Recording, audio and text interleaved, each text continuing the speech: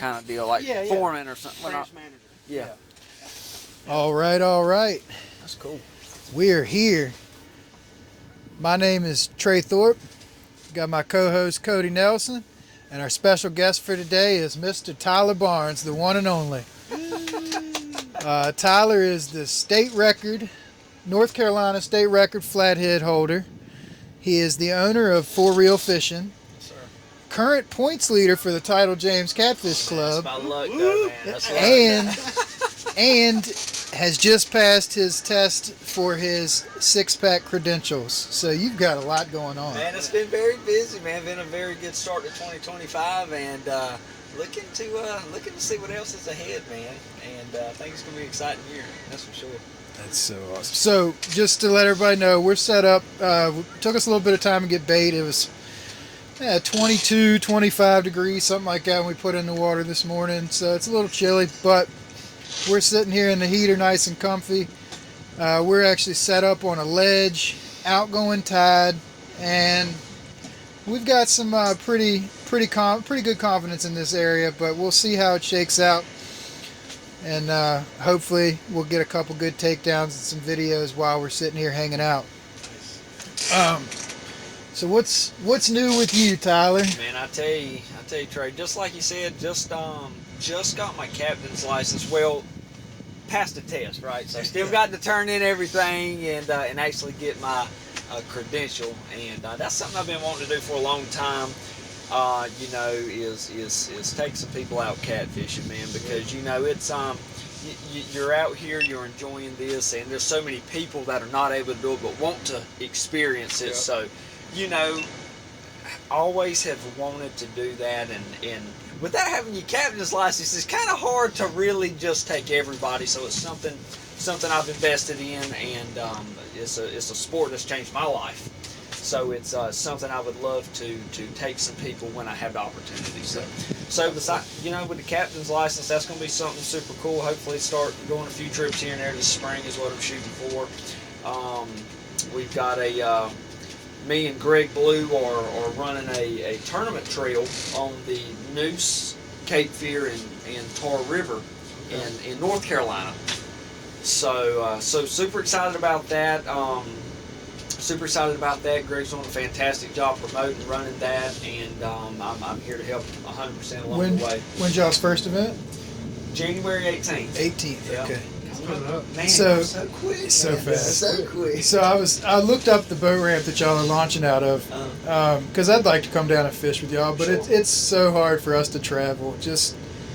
We got to come here to get bait if we're going anywhere, so it's really hard to put it back on the trailer to go anywhere else. I have to come here to get bait to go there sometimes. Look, I just don't tell people. Well, we can bring you some, save you a trip up here, we'll maybe. work something out. But it is hard to travel. But a little incentive, based on my slight Google Earth math, you're about 45 minutes north of the first Buc-ee's. Florence, South Carolina is the closest Buc-ee's to us currently. And it is on my radar anytime I travel south. So I try to make a stop in there and get all you can. Well, when you're there, you feel like you're buying a lifetime supply of beef jerky, but when you leave, you only had a week's worth. Yeah, that's right. Yeah. So it's some barbecue sandwiches, man. Oh, Brisket sandwiches. They were good. So I go in there, get like 4 or 5 of them. Yeah, $30 in brisket sandwiches, Yeah, and then your wife shows up with another $75 in stuff, just like random knickknacks and yeah, they're cool stores. Yeah, it is, man. I've only actually been just one time, but when I went in there, I was like, okay, now there's everything in here. Everything. I got a pig. I got a big something. So, but yeah, man, they got some good stuff. I like stopping in there when I get the opportunity. But yeah, man. But other than that, we've got just a tremendous amount of things going on. Some other large tournaments coming up. The Ice Bowl's coming up, so that's huge. Yes, sir. I'm trying to get in touch with Michael. I need to reach out to him, and I want to get down there and fish it again, but then again, I don't. Like I love the aspect of the camaraderie. That tournament itself, it just feels like it's way more about a little bit of trash talk and a lot more hanging out, and it's a lot more of a friendly spirit to the event. It is. but you also have a chance of catching a world record in that body of water. Always. And Always. and then you can put your boat in the water and the entire world's going to change. Yeah. That's it. That places. I tell people, like, I require current to do what I feel like I'm good at. And catching fish I need current. So when we go there, I just feel like a fish out of water. Well, if you're not dragging baits, You're hurt. yeah. That's We tough. fished it last year, man. We went on a buddy of mine's boat, man. We didn't have a trolling motor. We were just anchored, so we figured it out the hard way, man. We anchored up. I mean, he told lines out this way 2 seconds later. The boat's like this, and it was just See, you don't know what's going on. You gotta go aggravating. So we multiple ran all the way up anchors. to the dam up there, thinking, I'm like, well, all right, there's a There band. was a There's little gotta more be flow. dead. Yeah, it's super shallow, and the boat still did the same thing. So anyway, we tried to run back. My buddy's motor blew up, so that was us. We went on this. We bait fished. That's pretty much true. But this year, I hope it's going to be a little better. I'm looking forward to getting there and dragging some baits, man. Really want to try it. That's what I've been learning too, and I really haven't even been pulling planer boards a whole lot myself. I've been learning, using alpha boards and Yep. stuff. I've had a fantastic experience with them, and Yep. been using them for a while now, and just learning and getting used to it. It's definitely a skill that you've got to. It's repetition, setting them out, getting it right, working with the wind. Yeah. That's the biggest thing It's the for wind, me. man. Because I need to go this way, but the wind's going this way. But And it's you're like, going like and then I'm doing a 360, and now my planer board is that way. Yeah. Yeah, it's definitely a whole nother element in a different style of fishing. And Cody and I kind of touched on it. He went and picked up some planer boards yesterday, and I just we bought talked. 3 sets of alpha boards. Did you? Okay. Yeah. And we were talking about it. And it's like, to be effective out here and still drag baits, you really need a second set of rods on the boat. You need a set of rods for dragging, and you need a set of rods for anchoring. And if you've got the storage, which y'all got the Sea Arc Dynasties, they definitely have the storage for a set of rods. And yeah, I mean, the old Eagle Scout way, have everything you can throw at them and throw everything at them. Yeah, I think that that dragging is, especially in this river now. I remember King of the James. I saw guys dragging right down the middle of the channel, man, and I was like, did you do it really? Yeah, I was wondering how that worked fishing that out. week. Yeah, no. So during if the wind was right and maybe there was a flat or a good ledge or something, we would during the changing of the tide, as long as the wind was good, we'd start dragging planer boards for about 45 minutes to an hour or so until that tide tries to start turning. Then we reel up, change our weights out, and go fishing. We did really good with planer board. I definitely recommend it. I've been thinking about it. See, like spots like up in them pits and where it's low current, man. I've really been thinking about going in there and start dragging some boards, especially when it's really cold. But just something different. You don't see people doing it. It is cool, man. It is cool. Definitely had a good experience with it, man. And I always thought, because you got that hour, that 45 minutes, and sometimes, man, if the wind ain't blowing at all, that's just as bad as having wind sometimes, because it's dead still and you can't really fish. So you've got a whole time period. You might as well bait up, throw out, and at least have some baits in the water. I mean, I think it's a great idea. I guess this is my turn to point out to y'all that the world record fish and the runner-up were both caught on anchor. Just gonna put that out. Gonna put that out there. That's okay. Hey, covering water is definitely the tactic when you don't have flow. Like, that's just you increase your chances by covering water. Yeah, I wouldn't even go to a lake without trolling or pulling planer board. Like, I ain't. But now I'm telling you, there's some guys out there that do a fantastic job just anchor fishing, and I'm like, what's the trick? Well, the only thing, you start getting into your rear anchor. Yeah. And I know from years of saltwater fishing, man, I do not want to lose a fish in the rear anchor. It's very I've had heartbreaking. some experience. They're gonna, a big fish, I mean, we all know, you catch him, he'll fight, and then he goes right here, and he stays playing to the bottom, right? Yeah, that's right. Well, your ankle line's running right here. All he needs to do is barely go into your boat, and he's ratting your rear ankle line, and then there you go. Yeah, and there you go. Unless you're going to pull the anchor up with him on it, you're done. You had that experience too. That's tough. That's a heartbreaking experience. It sure is. Yeah. But just like both of y'all, that's anchor fishing and currents, what I grew up doing, Yep. and that's where I'm most confident, of course. And there's nothing like it, It's just, I don't know, it hits different. I feel like. Well, you do so much work just to get here, to be able to anchor and say, all right, now we're fishing. Yeah. You need a little nap after all that work. I've been up since 3 o'clock this morning. It is 9:30 and we're just now starting to fish. So. Yeah. And I'm telling you, it is a lot of work. Yeah, it is. It's a lot. But It's a labor of love. Isn't that what they call it? Labor of love. Yeah. But we're probably going to end up in a place today that has very little current, and we're probably going to double anchor. That anchor doesn't just sit back there for looks. Rustic. Oh, rustic. I know. Rustic. You reach in there, Rusted. very fishy. Man, make sure you got your tetanus shot. That's funny. One of the first tournaments I fished on this boat, I had Christian Moore with me. Yeah. And we went out, blast off. As soon as we go under the bridge at Hopewell, we didn't have the enclosure up or anything. I didn't even have the enclosure at that point. I kind of stand up to look, just get a better visual. Sunglasses and hat, they gone. Oh yeah. Like on blast off.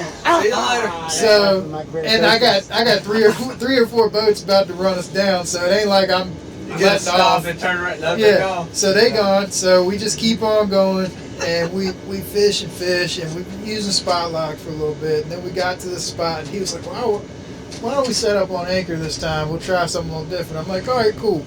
Anchor's in the front hatch. And it was this beautiful anchor that Rick had made out of stainless steel. He had it painted, logo all on it, the whole 9. We went all out. Christian pulls this anchor out, and he's like, "Man, this is a nice anchor." Throws it overboard. No rope. The chain, the rope, and everything stayed at the floor of the boat. The clevis had just like rattled loose or something, and I've got a waypoint now.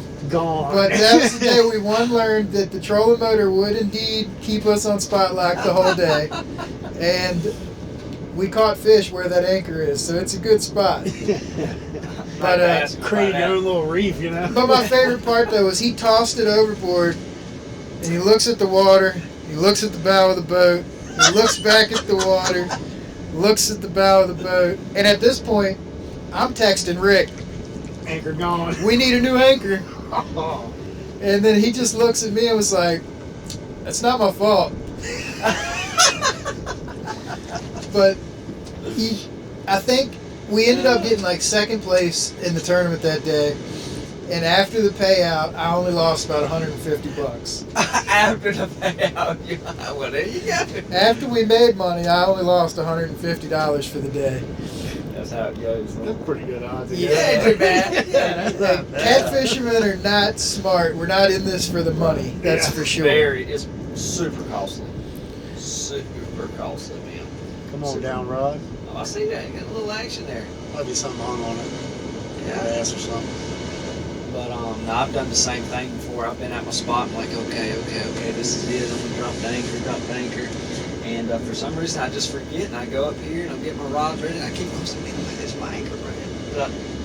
And it was gone. I just throwed it off and said, okay, and I just laid it down, and it just went right off the boat. I didn't tie it off. I was like, man, what am I doing? Spot locking today. And then I've taken off with anchors out, just being in a hurry, move, and then go, and then forget the anchor. I'm like, man, my boat ain't going. What's going on? You're dragging the anchor. Drift Yeah, sock. man, drift sock all the time. Oh, I'm bad for man. that. Yeah, I done broke a couple of them off the back. I tell people all the Gunshots. Oh yeah, we used to catch a lot of flack because we would use drift buckets and not drift socks. And I had to explain to people how cheap buckets are compared to socks.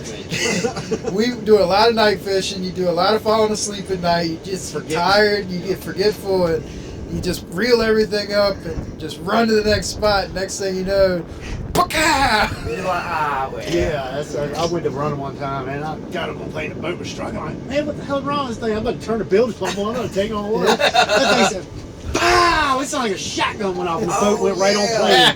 And I was like, what the? And I looked back, and I could just see the drift sock just. And you were like, well, I need to go get that. I just bought that. that. It was like a gunshot, man. It's crazy loud. Now with drift socks, do y'all normally run the 4, 6, 8? Do y'all have a little bit of each, or what's y'all's? I personally have just a 4-footer. I wish I had a little bit bigger. I think I've got a 6. Y'all got 6s. Yeah, I need to get me a bigger one. Definitely need to. Certainly, man, they make a huge difference in that wind and Well, it helps low you stay. current, stabilized. Yeah, it keeps you from swaying as aggressively. Yeah. And honestly, a lot of times, if you've got a little bit of wind, but you don't have a lot of current, you're trying to use spot lock, it'll lock you back in It pretty sure good will. too. Yeah, It'll help. correct. Huge help. You that little extra tension on the boat keeps Yep. because I don't know how y'all's is, but man, if I hit spot lock in this low current, that thing's liable to start going. I'm like, yo, what's going on? Back forward. Yeah, It'll go over here and then hit 10 mile an hour, or the top speed. Whoa! Yeah, it come back. Whoa! Yeah, I'm like, whoa! they get squirrely when they don't have the current and stuff working with them. I will say though, I have definitely noticed though, like versus spotlight versus anchor. Because I was anchor fishing forever. This is my first real spotlight, so I have noticed that with spotlight, the boat does sit a lot better. I've noticed when I'm on an anchor, because you got your anchor all the way out here, you're almost like a big pivot point. Correct. You're Yep, that's going right. like this, Yep. you know. Versus where when you're on spotlight, you kind of you're staying kind of in the same, and it does this. But if you throw a drift sock and spotlight, I mean that's like bread and butter. You're pretty much in there. Yeah, it's You know?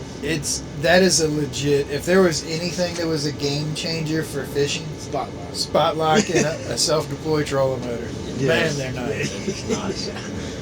That's what I said when I set my boat up. I was like, man, I gotta have a self-deploy, and I gotta have it. And I'm thinking, man, I got a cab I can walk right through. I don't even need it, but I still got it. You know? It's super convenient. Yeah, I pull up. Super convenient. Yeah, once you get warm though, you don't want to like go on No, the go bow. out the bow. Yeah. It's for peasants. Yeah. No, I feel bad. Like, but that's the thing is, we all started John boats, kayaks, stuff that barely floated. Barely ran. The time it was good was when it was negative 15 degrees because the boat didn't leak because the water froze. That's right. Like JB will. It would get in the boat and just freeze. So, Yeah, it was perfect. Your feet were chilly that day, but you weren't sinking. Yeah. It's the first day in a long time you didn't have to run the bilge pump every 30 minutes. Yeah. That's good. I'm excited about the tournament more. Yeah, That's gonna be fun. That'll be It's- a pretty good turnout. I hope so. Yeah. Hunting season's hard. I think tomorrow's the last day of hunting season. It is. Is it? So that's going to take some of our numbers, but February they're going to show back up pretty hammered. What I always try to tell people is folks like me that don't hunt, these events are where you make up your ground, because if there's only 15 boats, Yep. well, you're still going to end up, even if you get last place and you weigh fish, because that's the thing, the real trick, you have to weigh fish to get points. Yeah, like If you weigh fish and you got 15th, you're still getting at least 80 something points. points. Correct. So that'll bump you up to the few people that have kind of had a lead, but they want to go hunting, or it all works out eventually. Well, that's my tactic. You finish last every time, and eventually it works out for me, you know. Hey, bro, we've weighed the smallest fish the last 2 Now tournaments. that's impressive. I mean, that's hard work. Hey, I mean, last tournament I think it was like a 14-pound fish though. So like, oh wow. Well, they get bigger. yeah, they're getting bigger. Like the time before that it was less than a pound. So hey, but 5 points is 5 points. I ain't too shy to get it. 5 points is a lot in the series. Well, if you think if we weigh the smallest fish, the biggest fish, and somehow win, Hey, man, that's the sky what's rocket. that? 120 points right there, 115. Yeah, that's a huge deal. That's huge. The only thing that's tough about that, you fish against a lot of people. that Oh, live you're in this fishing river, so against you're- people. Like you have to come in with 100 100 and a pounds. 1. Yeah, you'd have to. Yeah. bring And then it down hope to- everybody else didn't catch 250s. Yeah, that's right. And Yep. that's tough because somebody's gonna do it. Yeah, Or it's amazing. It's amazing that, coming from my body's water to come here and just everybody's got 50s and 60s. I'm like, bro, man, I've been fishing these whole rivers my whole life. I ain't even seen. Yeah, like what? And everybody's got them. I'm like, man, whoa, this is nuts. Yeah. it's not as easy as it used to be. Really. We'll start with that. Yeah. But this river is still a very, very good fishery. It has all these fish in it. It's just our job to maintain it to teach and educate the people the proper handling of these big fish. Yeah, super important. There's a lot of things that we as anglers need to pass on to newbies and folks that are getting into it that don't know. That's correct. It's a lot of things, and I'm guilty too. I'll see somebody holding a fish the wrong way, and I don't comment on their posts by any, Start attacking. Don't have a 60 with the fish grips. You know? His jaws are like broke out. You're like, come on, it hurts. Right, yes, you have to support the fish's weight. And just anything that we can do, and it's so hard in a digital age to convey the right way to do things without sounding like you're attacking people. Yeah, it is. So you've got to find that happy medium. And you can't read text, you can't read tone in text. So doing it online is not the way. Catch them at the boat ramp, say, hey, great fish, next time this might be the better route to go.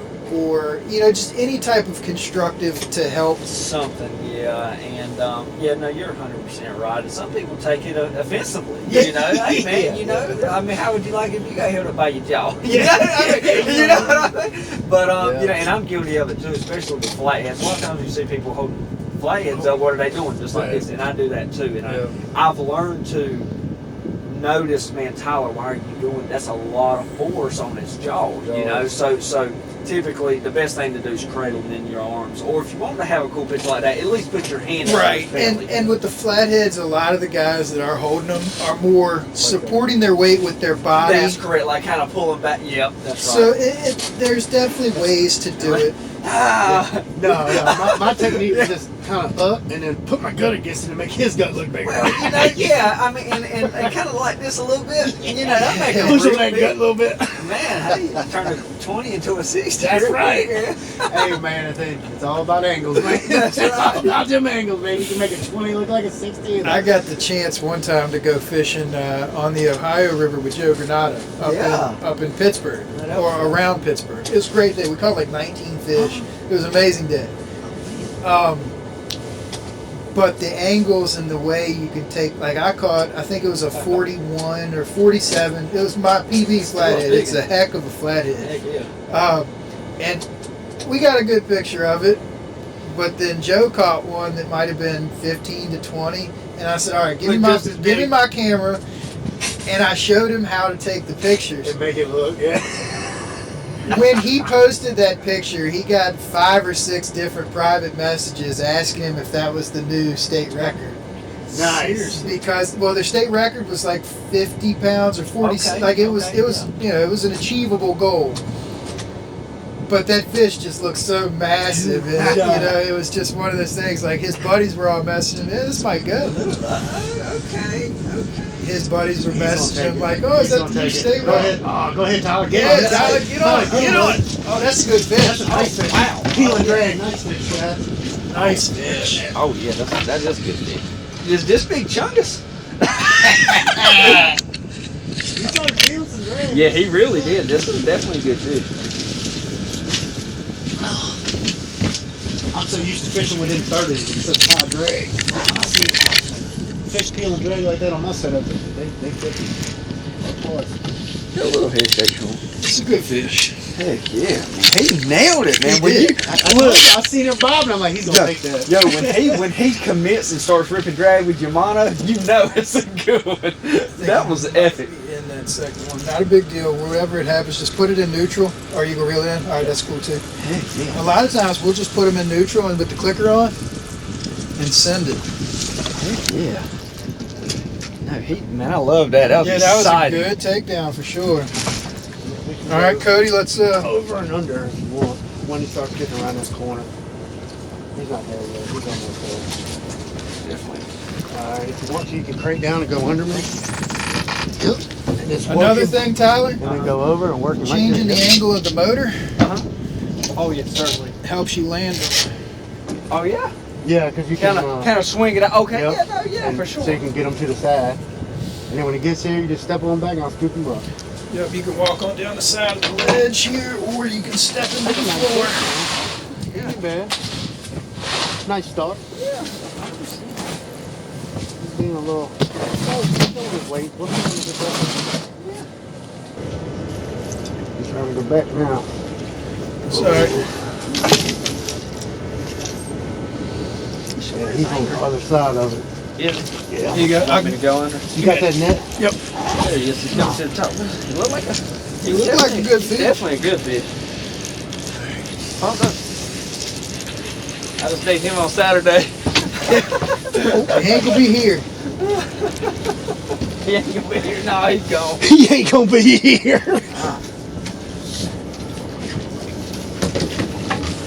Man, come on with it, baby. That's a good fish. Certainly over 40, I think. He looked like it.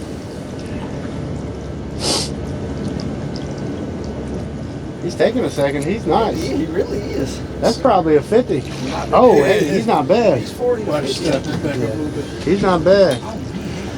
You want me to go on the other side of him? I can net him. I got it. All right. Good. Yeah, it's in the 40s. Oh, no, that's bigger than that. That's probably 50. Hey. Push it to the front of the boat. Yep. Yeah, just walk over. There you go. Yay. Oh. That's your first time with a net? Second time. I think Let my off, first just time let with a off. rod. Sweet. Heck yeah, man. There he is. All right, that was awful. Sweet. How you do it, man? That's a good fish. Heck yeah. Good spot, Captain.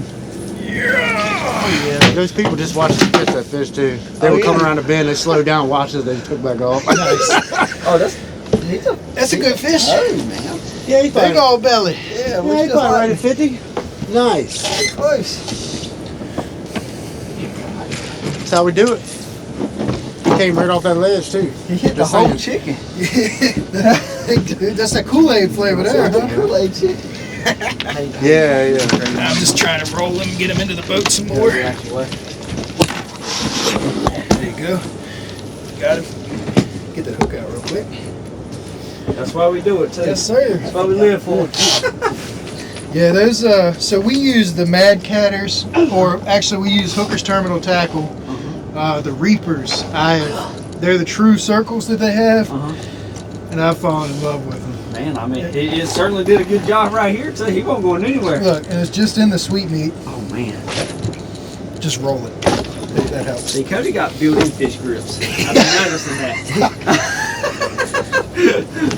Yeah, working my You want hands to grab a set of those gloves? right. Yeah, sure. Yeah, perfect.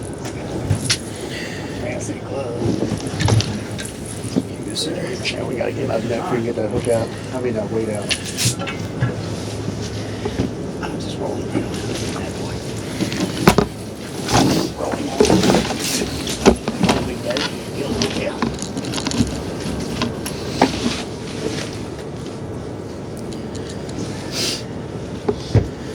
Alright, that's weights out. You see what chunky hit, right?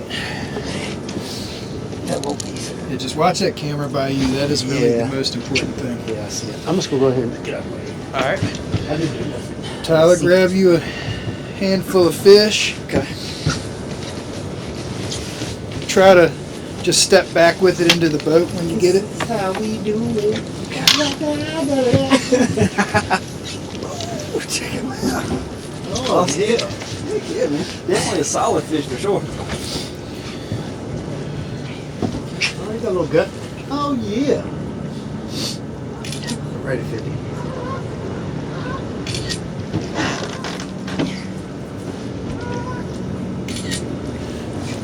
This is how we do it.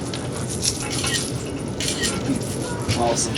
Alright, let's get a release video real quick. Okay. What side are you gonna do it on? Probably this side. Ain't it? That side, yeah, anarchy's already happened over there, so. What do you think he is, about 46, 45? Yeah, he probably right Shade there. under At 50. 50. He doesn't have. He's just starting to Guess That that's develop. hump, that when Yep. he gets that hump, you know. Yeah. Yeah, that's the 55 mark. Yeah, I'd probably give him Yeah. 45. All right, everybody. Tyler Barnes got himself a decent fish to start the morning. Awesome. Definitely a awesome fish. Hit a piece of shad too, right? Right off the bat. Yep. Oh man, super awesome, man. Sitting here about 45, 46, 47 pounds.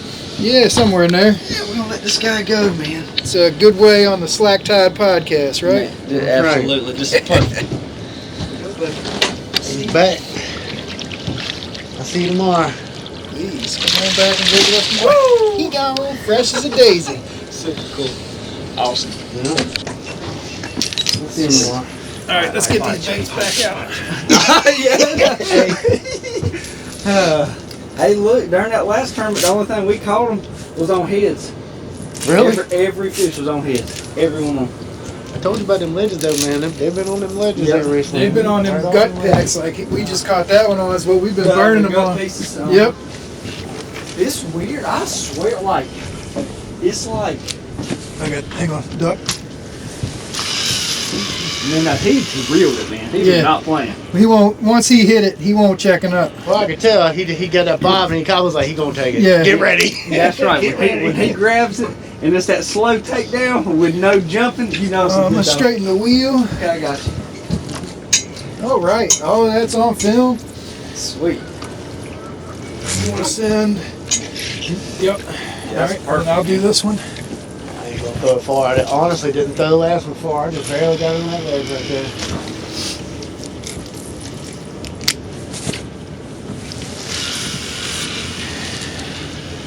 Well, all I know is that if there's a fish of that caliber chilling, there'll be one bigger too. Oh yeah, no. If he's comfortable here, another big one's comfortable Yeah, here. there'll be a good fish. Well, that's the thing about upriver. I like to treat. Slime on your mic, sir. That happens. Yeah, I know if you want me, I'll move it up. It happens. That's your stuff. I miss. I could pop the screen off and watch it. Yeah. No, that was epic, man. Yeah, no, and that's just quick. That is so good for a show too. Sitting here talking, having a good time in here. That's You got that takedown on a GoPro, didn't you? On both of them. Yeah, that's I got my GoPro and my drone. Just throwing it up there. You got the drone today? I do got the drone today. You got a drone? What kind? This is DJI. I don't know anything about Maverick Pro 2. It's nothing crazy. I don't have like one of the big crazy ones, but it's plenty enough to do what we need, and it'll keep up with the I'd love boat. to see you watch that one time. I was thinking about getting one. It's good. Yeah, I mean, I love to see the features and how you do it, and they're like locking position and all that stuff. oh yeah, you can set it to like a point of interest to where it'll just target you and it'll fly in circles around you, or you can hit like follow me and you can ride, and the drone follows you. My drone, it's nothing crazy. I think it's a Maverick Air 2. I just bought it used on Facebook, man. It's like $500. I want, you can What's buy the a new one real cost one. about? A G1200, something like that. Well, this is a little bit older one, so it has like one camera. It still shoots in 4K, but the newer ones, they are like 5 or 6 cameras on them and all this stuff. I'm gonna have one. Yeah. I'm nervous about spending that on something that could malfunction and go nowhere. I'm nervous about something I know I'm going to crash into the water. Well, see, that's the only thing. If you buy the nicer ones, they have the yeah. No, they have obstacle avoidance. Or I'll have the first one that ever gets attacked by a bald eagle. Yeah. Hey, that would be so epic. As long as I get the footage and no fine. Can you see it from your thing what it's seeing? Yeah. I ain't got to do that. I'd love to see it. So some of the real expensive ones, they have built-in screens, but mine it just plugs up the top and I hook the phone right into it. You hook and your sits phone right to into it. and I can watch it. Yeah. I'm pretty sure that fish gave me every bit of slime he could find. Well, He's gonna be sick for a couple weeks. we make the joke all the time. It's like catfishermen might be liars, but they'll be honest at the dock in the afternoon because they don't have a choice. That's right. Oh no, we didn't catch anything. My jacket's over there standing up by itself. It's just like Again, no, we didn't catch anything except for those. that is funny. No, that was perfect, man. Golly, that couldn't have been any better. With upriver fishing, so I've always felt like downriver those fish tend to migrate together, or they relate with each other. Have 3 or 4 fish of the same general size, kind of hanging out and swimming together in a wolf pack, if you will. Up here, I think they're more isolated. I think they're kind of more territorial. It's just me thinking that, but You think that blue wasn't just swimming all out there? You think he was kind of maybe up within I think he was, couple hundred yeah, yards, just kind of cruising, hanging out? I think this laid is up? his safety zone, and he's not going to go far from here. But you think out further out, they could be at the power lines, and then the next minute they'll be at Sturgeon Point. Yeah, Summertime. in the summertime in the summer, especially. really. Yeah, when they're actually out moving around, yeah, they'll go wherever. But with that being said, they're still moving up here. It's just I think they're fewer and further between up here. Like we'll give it another 30 minutes here, we will move. Because I don't think there's gonna, if we don't have another one by then, they're not moving. That one was in the area, and we've got to go find a couple more that are in. Yep, and that's how it is around local. I'm essentially spot fishing, area fishing. It's 35 minutes is my magic number. What I've consistently had if I ain't got them in specifically 35.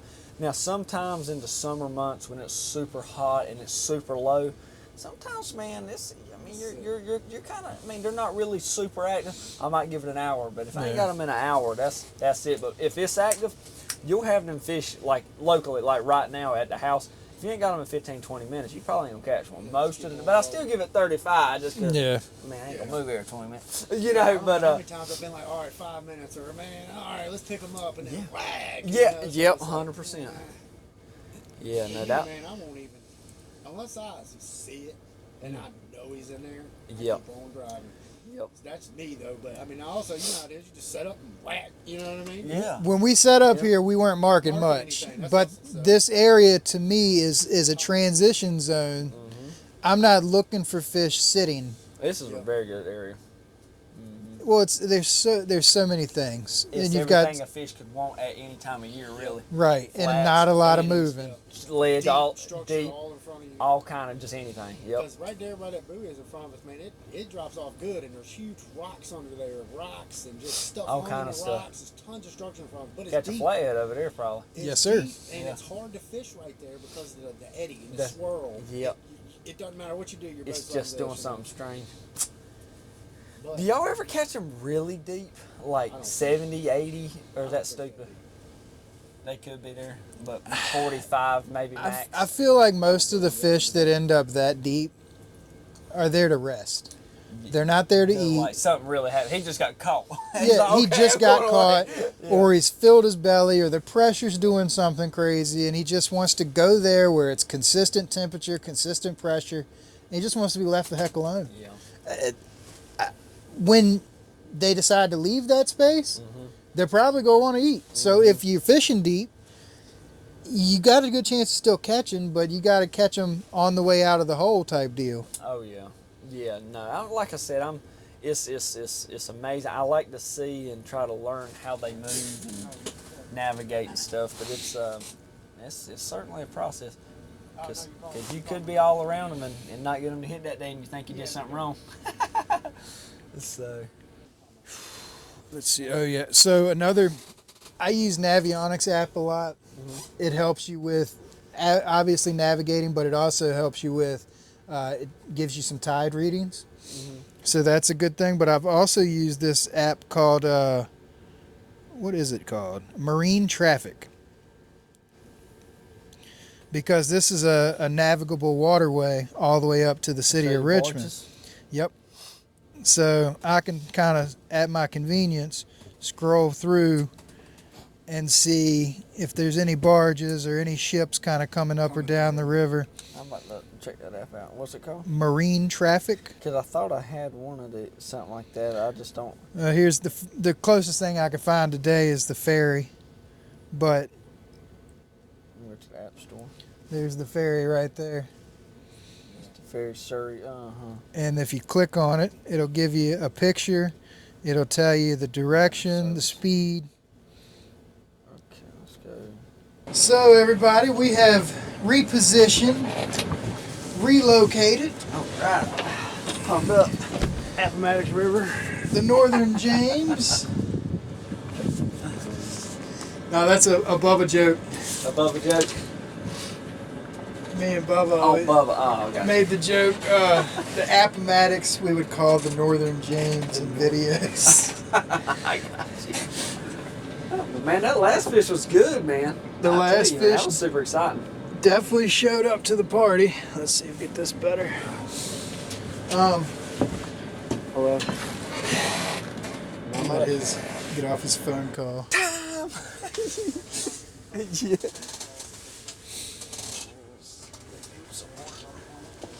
Getting my water. At least my coolers are nice and warm. You want to stick it in the back? No, Keep- it's get good. away It's- from the heater. No.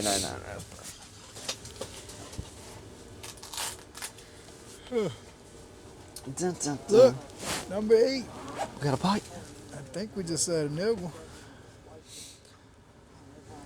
It's hard to believe you caught a big dog. Like out of all places, right? Ain't that amazing? The funniest part was I started like casting out like this. Uh-huh.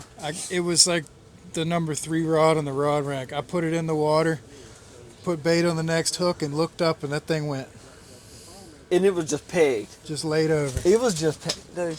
I was like, well, When you fought, it was just like, he didn't even know what happened. He just came right into the as soon as I put the hook in it, the fish turned. Like I felt it turn. I was like, oh no. That 16. The one, number one's like a it. 16. And so as soon as that fish turned, I handed it off to my client and started telling her, all right, fish swimming towards the boat. It's going to go under the boat. You just stay with it and follow it back up. I mean, it turned right in the boat. Crazy, ain't it? I was like, man, this I is... remember that one time, like on a local river, he hit it. He just drilled, bow, and then he literally, you just see him. He swam like this all the way right into the net. I was like, well, at least we got him. Yeah. At least we got him. Sometimes they're confusing. Rick and I were anchored up on the bridge one night under all the lights, and we were in the John boat at this time, so this was 15 years ago. And we were just sitting there, and you're watching the striper come up and just bang baits right at the surface, right in the light. And I had a little ultralight with a little jig, and I was basically wasting jigs because every time I'd hook one, they'd just a 2-pound test just getting stripped by striper like this. And we're sitting there, and Rick's like, hey, look at this. And he points over to the right, and you can see a striper just kind of... Really? And it swims right up the side of the boat, and Rick goes, scoop. Just dipped him right out the river. I did that one time with a gar. I was on TikTok live, and I was on TikTok, and I heard something like splash in front of me. I looked, I ain't paying no mind, because you're looking this way in the light and in the dark, you don't know, and then you hear no splash. And I take my headlight, and there was a gar with a shad in its mouth, and he's just swimming. I said, guys, there's a gar, and I just went and got the net, just boop, put him right in the bottom. I was like, guys. Then I took the shad and caught the fish. I was like, yes, nature will provide. So tell me about catching that state record flathead. Man, I'm gonna tell you what, buddy. Set the night up for me. What was going on? So a local bait and tackle shop in Goldsboro, Easy Bait and Tackle. Easy Bait. I've driven by there a couple times between here and Myrtle. I've passed it a few times, and it's been like 2-3 in the morning, so it's never the time to stop. It is phenomenal in there, man. I'm telling you, if they don't have it, that's their motto. If they don't have it, you don't need it. And buddy, when I tell you, when you go in there, they got it all. I'm telling you, man, they got some stuff, man. Go check them out. But yeah, man. So they hold a catfishing tournament, and every year lasts 2 months, and pretty much, without getting into too crazy details, whoever catches the biggest fish wins, right? So they pay out like top third, and they got some other categories and stuff. They got some other little categories, and trash fish, youth angle, stuff like that. But everybody goes for, see who can catch the biggest fish. Well, it was a new moon, and I am a huge believer in a new moon. Okay. And for flatheads, 100% new moon. I've caught more. I would even go as far as 90% of my flatheads over 50 pounds on the new moon, right around the new moon. 100%. That is a factual. I don't know why. I don't know what it is. Now, new moon is when it's all black. Dark. There's no moon, right? Completely dark. Just for 100%. Yeah. Well, Wasn't for me. Yeah. I knew the answer. Trey, yes, Trey, yes, it means it's dark. So You got starlight. So yeah, it was perfect, man. And I actually took that day off of work. So during that tournament, I scheduled a few days off just to fish that tournament during those 2 months. I'm like, okay, the most prime days are going to be these 3 this month, these 3, but you can catch them at any time, right? Mm-hmm. So I set out to just to, you never just go. Oh, well, I guess everybody goes out to try to catch the biggest fish in the river, right? Absolutely. But going out, man, that night, set up in my first spot. Didn't have a whole lot of luck. I think I might have caught one little channel cat. Set up at my second spot. There was nothing. And set up at my third spot. Still nothing. I said, okay, well, I've got the spot in mind. I'm going to go hit. We all got our spots in mind. We're going to go hit. Yeah. And so here's the craziest thing that I can't even describe what happened. And until you get this feeling, I can't tell you. Like until you have it, you won't. So, got my headlights on. I'm going down the river. And I'm just going, I already know I'm going to my spot, right? It's a couple miles down there. I know that's where I'm going. And there was this little tree that was laid over. Never even paid it no mind. I might even think it was a newer tree. Laid over. It was nothing special.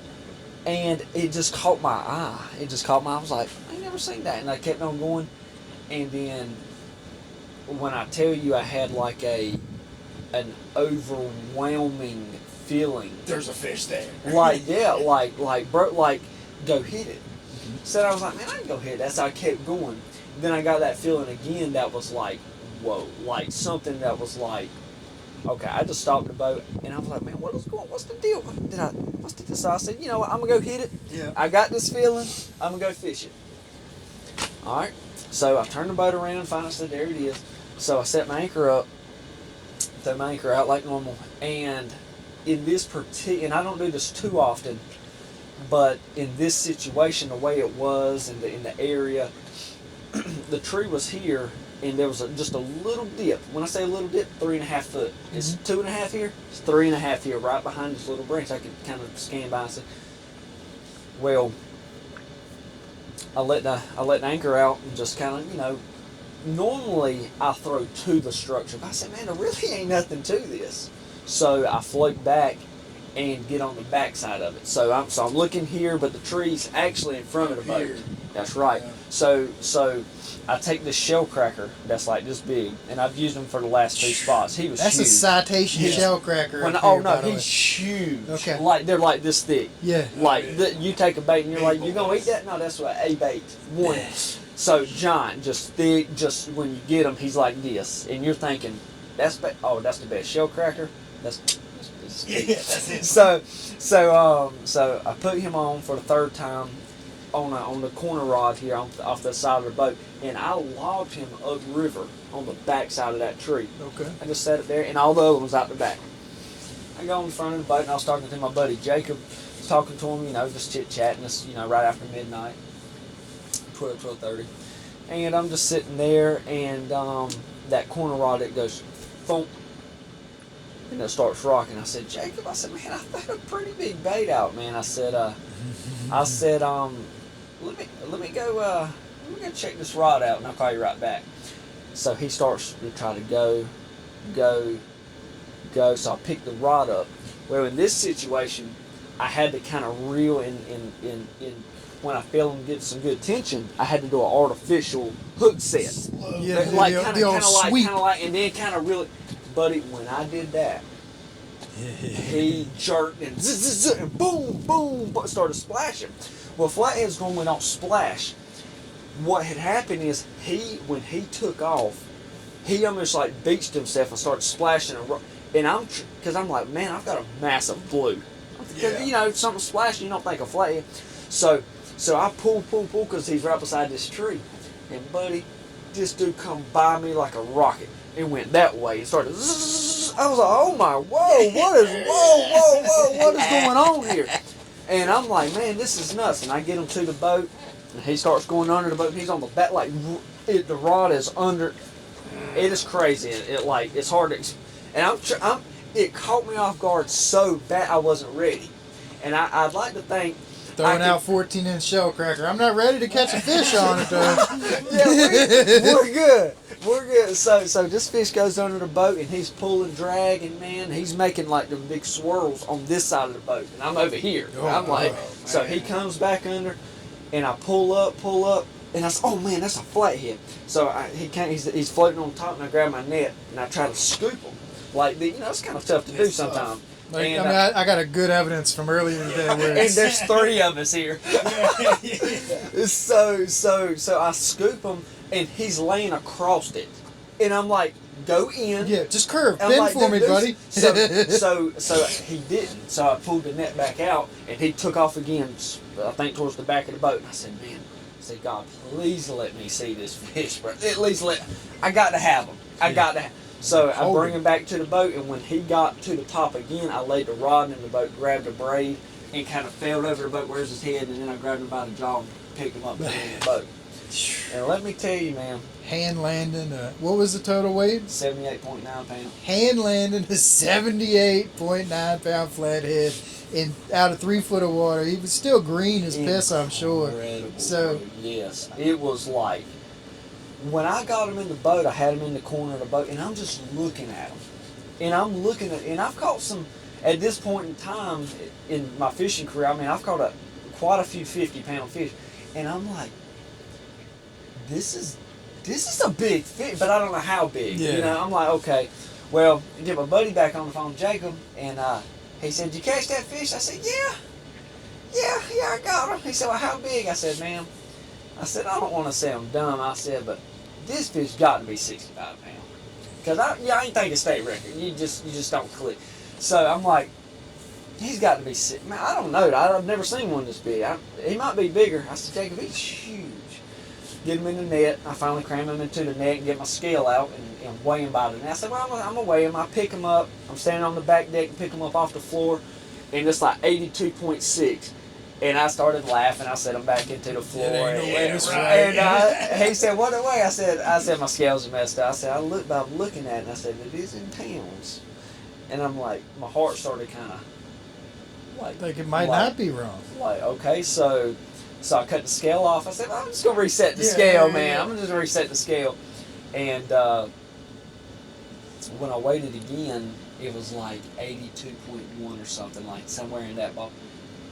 And I started doing the math, and I was like, okay, my net weighs like 2.8 or 2.6 pounds or something like that. And I said, bro, Jacob, I'm all over the state record.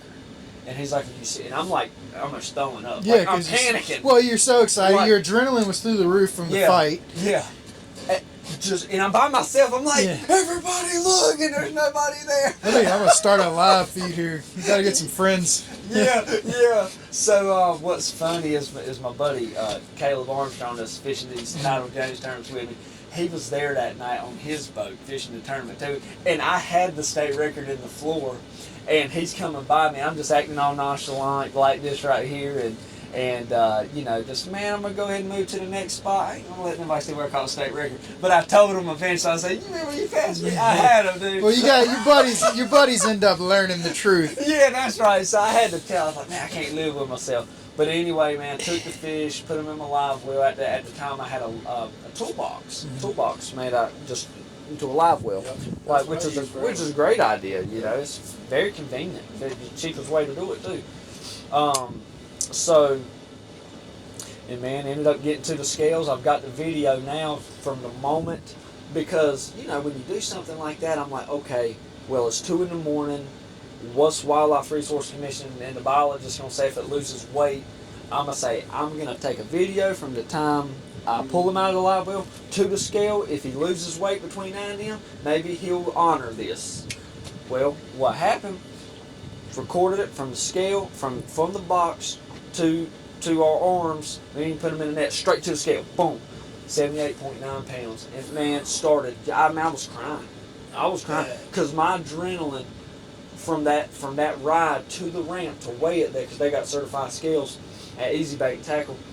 I was not panicking. You thinking of something, he's gonna lose weight? Yeah, or anything. And I'm like, what if it's off by an ounce? This will never happen again. What was the existing state record? 78. Okay, so is it? So you still have to get it by 2 pounds, or how's it? Just has to be. Points. Just Okay. as long as it's at least in North Carolina. And with that, the catfish, the flathead species, it could have been an ounce. Okay. So in the morning when the biologist came, Caleb Page with Catch the Fever come, and he was there to see the fish, and he congratulated me there. And he come all the way from Roxborough, and I know I had like 100 people calling him, and I bet he was like, "What is going on?" So for a man whose phone always blows up, it was like, blowing okay, up this is twice as much super that different. day. so the biologist came and we reweighed it, and it weighed the exact same. It weighed the exact same, like 78.9 pounds. So, and that was a learning lesson for me too. I was like, okay, well, he's under stress, this and that. This is going to tell me for sure, because I've never held a fish like on certified scales back to a tank for 5 hours to never weigh him never again. lost Yeah. nothing. So I was super excited, man, very blessed. Got some cool release videos of them, some pictures. This is my profile picture on Facebook if anybody's watching wants to see it. But super, just a life-changing experience. I bet the mouth on that fish was It looked like he could have fit 4 of his hands in that mouth. Bro, yeah, I had little baby hands right here. Well, that's like if you're holding double gripping a fish, and you've still got room for 2 more hands. That's a good fish. Oh yeah, it's That's like, a good okay, fish. Trey, you put your hand. Now, Cody, you put your hands. It's like this. So actually, in the spot we're in now, Rick and I put some clients on a 96-pound blue cat. Biggest fish we've ever put in our boat. This is a huge fish. The thing was a monster sitting on the back deck, and it was just, I mean, you could have put 5 fists in that fish's mouth and not hit the edge. I could not imagine. Now, was this fish like super long and skinny, or it was just all around perfect, No, just healthy, a giant? It was a James River fish. It was not long. It was short and like just tall. It was wider than it was long. We never took actual length measurements on it, and I do regret that. But once we landed that fish, got some pictures of it, we were so excited. We just wanted to get it back in the water and back to its comfort zone. Absolutely, man. Dude, I know you were so ecstatic. Oh, man. Just tripping. Funny story, though. Like, the only time in my life I've ever been disappointed about a 96-pound fish, we landed it, we put it in the weigh sling, we hook it up to the scales, and we've got a big Cat Fever rod handle that we use for our scale handle. That's neat, yeah. And I grab one side, Rick grabs the other, and we lift it up, and that scale is like 113, 114. And we just did it. We got the biggest fish that's ever been landed on the James River. And I looked down, and the scale, or the... it caught something. Yeah, the daggone sling, it just caught the edge of the seat. And I was like, oh. Okay, let's reweigh it. So we reweighed it, and it was 96. It was only 96 pounds. And Rick gives me crap. He's like, oh, it was only. I'm like, well, it said 113 at one point. It wasn't even 100. No, it was. So we loved. I mean, that's the biggest fish we've ever landed still to date. That is a dude. It is a giant fish. And people fish their whole life and don't catch a fish that big, bro. That is something to be super, for sure, super happy about. And a I am. 96-pound cat. That is incredible. But it was my client's fish, so I don't count it as my personal best. I might well have to take that one. No. Client reeled it in. It was their PB, right? Yes, sir. Definitely was their PB. And I'll probably never be able to break her PB again. Well, you never know. Right place at the right time, anything's possible. Well, and it's funny because when they originally booked their trip, they wanted to do an eater trip on the Rappahannock. And turned into a more state rigger. Well, we ended up having to bounce around and reschedule and stuff because we ended up getting some snow, this and that. We ended up rescheduling the trip like 3 different times, and we finally ended up locking it in. And we were supposed to go to the Rappahannock, but it had snowed like the night before, and the ramp we used there is a long gravel road, and I was not going to have clients drive down that and put themselves in a position they might not get out. Yeah. We might have issues. So last minute Hail Mary, I said, hey, just meet me at Hopewell. Mm-hmm. We can put some eaters in the boat, and we got a good chance of some bigger fish. Mm-hmm. And we did it. Like it was that good chance happened. it happened. It was definitely one of those fish that we were so lucky to catch, but it was so funny that I've never in my life thought I'd be upset at a 96-pound fish, and then I weighed it. It said 113. You're like, he ain't even that big. I was like, it's so funny though. Man, to catch it, see, that is the dream, man. If somebody that's into catfishing that's so heavily into it, catching that triple-digit fish, man, is like check. That's like that your is to-do that list. is your goal. That's your to-do list. Yeah, I think that's everybody's. That is their target. Is a 100-pound blue cat or 100. Let me get a 100-pound flathead. Yeah, let me find out. Let me get a 100-pound freight train. Yeah, that's right. That is incredible, man. That's incredible. Just the size of these fish and how they fight, and it's. That's why we come out here to do what we do, Trey. Just to fish, and you never know what can happen, and it's you're out here having a good time, enjoying nature, and have the opportunity to catch all these big fish, man, and even small fish, man. Just being out here hanging out with your friends, but that's really what it's about. Yeah, it's definitely a different environment, and the fishery itself it'll draw anybody to it. It's a bucket list fishery. It's had some struggles in the last couple years. It's been getting hit really hard with some commercial fishing and some new methods. Yeah. But the fish are still here. It's just a matter of it's a little harder and you got to put in a little more effort, but it's definitely worth your ride. Yeah, it's super fun, man. I've been coming out here for a little while now, and it has kicked my tail, man. It has kicked my tail. Finally starting to gather a couple things here, but man, as soon as I think you find out a little something, you don't know what you're doing. As soon as you feel like you've got this place figured out, you need to go back to the drawing board. Yep, exactly. It'll humble you every time, I'm sure. A lot of times. Well, I mean, we're fishing in a place you didn't even know existed at this point. Yeah, exactly. It's a very off the beaten path kind of area, and if you don't put your time in and explore and wander and get lost, you got to get lost to find what you want. You are 100% right. You've got one thing for me, Trey, even my local rivers, is the best way to learn is to do something different. Do things that you think is so ridiculous or that doesn't make sense, and you might find out it makes sense, and it's something, a tool.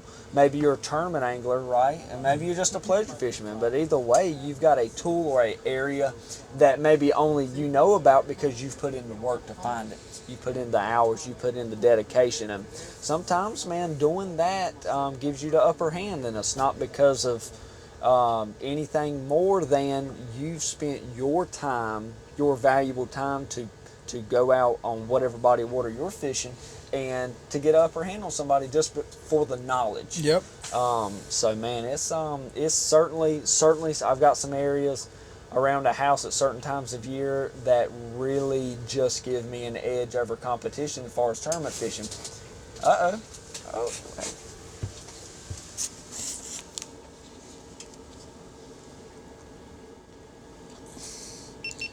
Come on. You want to catch this one, Tyler? Heck yeah. Shoot, I'm on a guided trip. What you know? Fishing with Chungus. No, it's fishing. Fishing with that. I'm not quite Chungus yet. No, we're getting there. If I keep eating, I will be. Honestly, I was telling you about that book I read to quit smoking. I guess it was about 4 months ago. I did a book on tape, the same exact format of the Quit Smoking book, but it was quit caffeine. I need to read it. I have not had. I used to do 2 to 3 5-hour energy shots a day. I used to drink sodas like they were going out of style. I've had nothing but water for like 4 months now. How does it make you feel? I feel better. I was a big caffeine guy, so like me too. Buddy. Always stayed amped up on caffeine, but now I feel running, or we're turning. Or we're doing a little bit of turning, but that kind of looks like we'll see. He's moved. No. Maybe we're swaying you. But honestly, after the first day, because the first day was definitely the hardest, but I had some pretty good headaches and stuff. But after that, your body naturally balances out. Like you gotta think you don't need all this junk that we put in our bodies every day, and stabilizing, getting the caffeine out of your system, and then your body regulating on its own. Man, it's the best thing I've ever done. Man, I save a fortune. I used to have to stop at a gas station every morning on the way to work. every day. Get a bottle of water, a couple of 5-hour energies, and maybe a soda for lunch to or get something. your body, get your thing, give you that little boost, give you that. And it's not even that you need it; it's the high that you get off of it temporarily that gives you the feeling of, okay, I can get through 3 o'clock hour and, or whatever. And 11:30, 12 o'clock every day, I'd start dragging, and what you realize is that's the caffeine from earlier wearing off. That's right, but you're normal now. You're not so over energized, and like you said, man, and I'm bad for that. Like, dude, I'm bad for that. Well, I'm way less anxious and like worked up, and my wife's like, you don't care about anything, do you anymore? Like, it's definitely helped me focus on what is actually worth getting worked up over. Yeah. Which is pretty much nothing at this point. Like, but yeah, it helped me figure it out to balance a little bit. I feel healthier. I'm eating better. I've lost 25 pounds just by cutting out sodas. See, that's something. See, I've gained with medium. 25 pounds. I've gained a lot of weight. I can feel it in everything. My energy, my clothes. I can't even feel. God, man, I've definitely got to do something though. Well, it's little baby steps, and I don't know. I guess because I just turned 39. 39. I'll be 30 this year. I'm 29. I got you about 10 years, brother. 10 years. Daggone. Made me feel old. I thought we was in the same age bracket. I hate to do that to you. No, it's okay. But as you get a little older, I got a kid that's running around, and she expects a lot out of me. Sure. So you just eventually it clicks, and it's like, all right, I'm gonna have to improve my health and my life and do you be do better. any exercising, or does your job give you enough? Right now, since changing the diet, I haven't started an exercise program, but I do tend to dabble with some kettlebells and some stuff here and there. I will get a program together going into this year, but nothing crazy. Just general labor and stuff kind of helps, but portions, eating proper size portions. And that's tough, boy. I love to eat, bro. I love to eat, and I was raised. You got to clean your plate. And then if you get another one, you ain't living till it's done. No, and I'm all about seconds and thirds. Yeah. I've been asked to leave. I've been kicked out of every single Captain George's they have. It's all you can eat seafood buffet. I've been to them. They say all you can eat, and then they ask you to leave after 4 hours, like a bunch of jerks. Listen, we got to go. Y'all got to go. I love going. Like you must be a huge fan of crab legs. Oh, I love them. But born and raised on the Chesapeake Bay, so the regular blue crabs are that's my heart. But I will destroy every type of other crab that exists, the Dungeness, the blue crabs, the king. I'll eat take them that all. leg and pop it, and then put some butter. It's over. Over. Bro, it's over. That feeling you get when you haven't had one in a while, and like months. 6 months. The feeling, and then like you crack one up, and then as soon as it hits them out, you're like, oh, so my good, God. so good.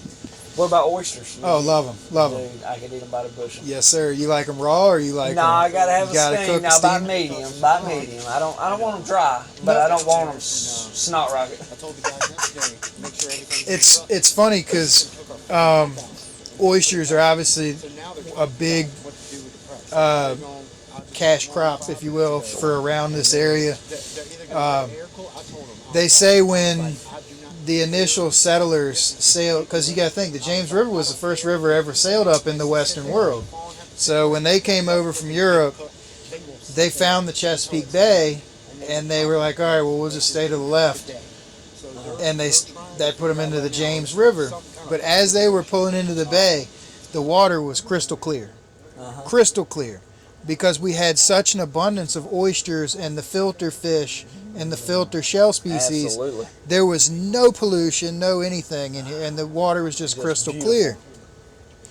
obviously we had to human it up a little bit. Yeah, let's take them all. And between overfishing, overharvesting, pollution, and just not doing the right stuff for the world that humans have done,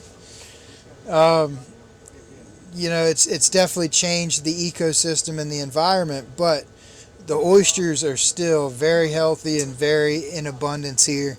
And that's fantastic. Man, you got me excited. I love You them. just got me excited just talking about it. Well, my parents they have a house in Deltaville, and they live right on a creek. And a few years ago, one of their neighbors started an oyster company. Okay, yeah. So in the creek, he had his whole brood of oysters, all boxes and pots just set out and ready to roll. And he stocked them with his fingerlings or whatever the early onset oysters are. Well, a hurricane came through and blew his stuff all over the creek. That was terrible for his year. Mm-hmm. But now the entire creek is slammed full of wild oysters wherever we want to go. Oh, man. I'll walk down the hill, get about shin deep in water, and fill a 5-gallon bucket with oysters. Walk back up a hill, throw them on the grill, and we're eating. Bro, that's Doesn't amazing. get any fresher than that. Dude, that's incredible. The Chesapeake Bay, the Rappahannock Rivers, the James River, Pamunkey, Mattaponi. Well, the York River comes off of the bay, and it splits at the town of West Point into the Pamunkey and the Mattaponi. And all of these rivers are tidal rivers that feed into the bay. They all have blue cats in them. But every single one of those rivers fishes completely different. Seriously. It is a completely different fishery. For each one of them. Well, you know how That's crazy. you fished in the Chick, right? Uh-huh. So the Chickahominy River is different than the James. Oh, 100%. It's its own river. It's just, and it's right there. They're connected. Yeah, I've noticed So that, it's for sure. it's more of a tea stain. That's how it's built and shaped into lead, as far as ledges It's- and holes and curves. Well, so and the bends. Chickahominy actually starts in Hanover, or just the northern part of Hanover County, and it feeds through what's like a. He's on. Oh. It feeds through more of a filter system, so it has a lot of flats that will flood and catch the debris and stuff, and then they'll stay in the flats and the water will recede and go on about it. But you'll see a bunch of cypress knees and stumps and stuff like that in the river, and it's just a different filtration and the way the river moves and winds, and it runs kind of north and south. But that watershed is so much smaller because it starts in Hanover County, which is 45 minutes north of here. And then it flows on down towards Williamsburg. The James starts in Bath County, comes down the mountains and all the way down to here. That's amazing. Well, that's why if it rains on Wednesday in the mountains, we'll see high water down here by the weekend. No, that may take a while for the water to travel. Oh, yeah. 100%. You're absolutely right. But it's such a big watershed that the water doesn't affect it as much. Right. It would have to be something catastrophic, a major event to see. Usually a hurricane coming like from the Atlantic side will give us more than a big storm coming from out west. And even if a hurricane comes, primarily that would just make your outgoing tides even stronger, and your incoming would be more puddled up, right? Yeah. Because going against the flow, Right. it would more kind of just build up. Yeah, because And it'll flip the outgoing so much quicker. because it's got so much additional force. Yep. I bet that does a lot to the fish too. It- that additional pull. Anytime you've got high water, I like to try to consider getting somewhere that did not have water yesterday. Okay, just somewhere it was land or shallow. Very Now it's shallow 6 foot yesterday, today. now it's got 6 foot. Yep, that makes a lot of sense. Being like, my thought process is, once again, the bait fish are going to run up into those shallows and they're going to be trying to eat and find a bunch, all the insects, the pests, the worms, the stuff that was dry yesterday. It floods. Those things are now trying to get out of those spaces. It's like a mass exodus, and then the 100%. bait fish come in and start hammering them. Well, what follows the bait fish? The fish we want to catch. That's right. It's all a big cycle. It You never is. know what's following us, trying to catch us. Who's next? Well, we'll find out in a few months. We'll see what those drones really mean, right? Yeah, man. You ain't kidding. It's interesting. Oh, seen something going off. Yeah, I think the rod right in front of Cody just got smacked a little bit. We'll give this about 15 more minutes. We've had some stuff, but as many fish that were here when we set up, they're not feeding right now. That's the downside to when you come back in here. You gotta be, you could nail that dinger, or you could come back with nothing. And we can check a few other spots on the way out of here, but a lot of times I'll get on plane and I won't, yeah. And I'm not saying that's the best way to do it. That's just the way I do it sometimes, because I'll get frustrated and I'll be like, all right, they're not eating back here, let's go. Yeah, Find some current, find something that can change the you've event. had enough experience to, you know where they're at and you know where they're not at, right? Well, we definitely know they're here. Oh, there's no doubt about that. That's the worst part about owning all those high-end electronics. You're like, this is why I start hunting cats. There's enough there to try. We honestly might want to pitch it a couple times on our way out, So, just to see if we can get some more shad. Yeah. Yeah, that's gonna save my life today. Because, man, well, like I said, when me and Caleb come, man, we got to leave at like midnight, 12:30 to get here, because it takes 2 hours 15. Then we got to stop and get gas, and that takes 30, 40 minutes. Then eat something, and then, you know what I'm saying, do all that stuff. And then by the time you get here, it's already, say, 3 o'clock, 3:30. Well, that sounds like you're early, but not really. No, you got about 2 hours to get bait. Then you got to see you're you late. put the enclosure up, and then you got to launch and rip down, and then you're exhausted. You know, you're just exhausted. So getting bait today, well, at least make it where I ain't got to leave. Oh, are you gonna do a captain's meeting in the morning, or are you just gonna let everybody go? I asked him this yesterday. Because that's going to depend on how early I need. Because if I can be at wherever I'm gonna be at 7, so I'd rather take that. I mean, it ain't with 20-minute boat ride, whatever. But it's still, if it's gonna be windy and foggy and stuff, I'd rather I kind of wanted to do a captain's meeting because I want to pass on some information. We've got the veteran charity event that we do at the end of the year coming up. That's going to be in April. That's in April, okay. And what we do there, that's also our like award ceremony too. So we'll lump that in together. But coming in April, we have Heroes Outdoor Therapy. That's our buddies. We've got Heroes Outdoor Therapy. I've got a good in with them, but Fallen Outdoors is Fallen Outdoors and Operation Vets with Nets. Yes, Operation Vets. That is Rich Segura, something like that. We've done something for them. He's awesome. But so Fallen Outdoors is a group of veterans that basically do what they can to get the veterans back outdoors, either fishing, hunting. So they are veterans. They are the veterans. Yes. Okay, yeah. So we work with them, and they basically supply veterans. And for they us to take. they bring us. veterans. Oh, cool. Yeah. And then Operations Vet with Nets shows up with boats. And then our crew from everybody that fishes the Tidal James will show up with boats. Okay. Our goal for that day is we have a half a day of fishing. It's more of a friendly tournament. You catch fish, take a picture. Oh, okay. Big but fish the tournament's wins. over before that. That's just not an a point. additional Yeah, stuff. this is just an event to get vets out on the water I love it. fishing and doing a cool thing. Yeah, that's super cool. And then after the event, about 12:30, 1 o'clock, everybody comes back to Osborne, Awesome. and we have normally a catered lunch. Oh, that's nice.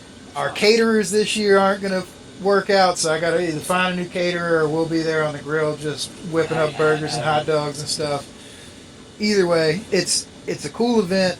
Then we have like a raffle to where we'll have a whole bunch of gear and stuff. So I'll be hitting you up for some for real gear for that event.